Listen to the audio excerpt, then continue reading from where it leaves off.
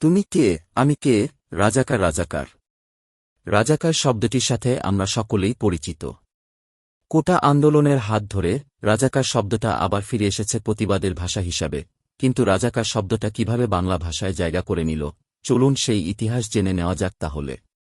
বাংলা একাডেমির ব্যবহারিক বাংলা অভিধান অনুযায়ী রাজাকার শব্দের অর্থ ১৯৭১ সালে বাংলাদেশের স্বাধীনতা সংগ্রামে যারা স্বেচ্ছাসেবক নামে পাকিস্তান দখলদার বাহিনীকে সহায়তা করে এবং স্বাধীনতা সংগ্রামের বিরোধিতা ও ক্ষতিসাধন করে।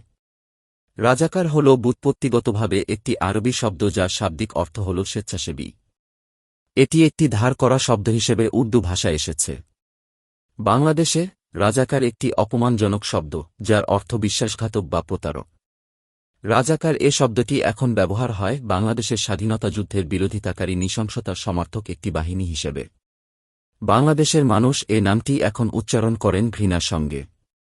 মুক্তিযুদ্ধে নিরস্ত্র বাঙালিদের ওপর পাকিস্তানি হানাদার বাহিনীর নির্মম নির্যাতনের ঘনিষ্ঠ সহযোগী রাজাকার। ১৯৪৭ সালে ভারত ভাগের সময় তদানীন্তন হায়দরাবাদের শাসক নিজাম ভারতভুক্ত হতে অনিচ্ছুক থাকায় ভারতের সামরিক বাহিনীতে প্রাথমিক প্রতিরোধের জন্য রাজাকার নামে একটি স্বেচ্ছাসেবক বাহিনী গঠন করেন।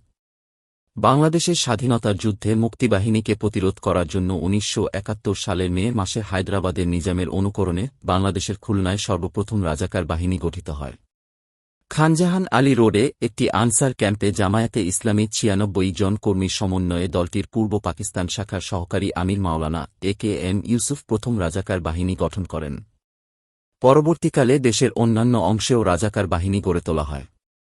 ১ জুন জেনারেল টিক্কা খান পূর্ব পাকিস্তান রাজাকার অর্ডিন্যান্স ১৯৭১ জারি করে আনসার বাহিনীকে রাজাকার বাহিনীতে রূপান্তরিত করেন।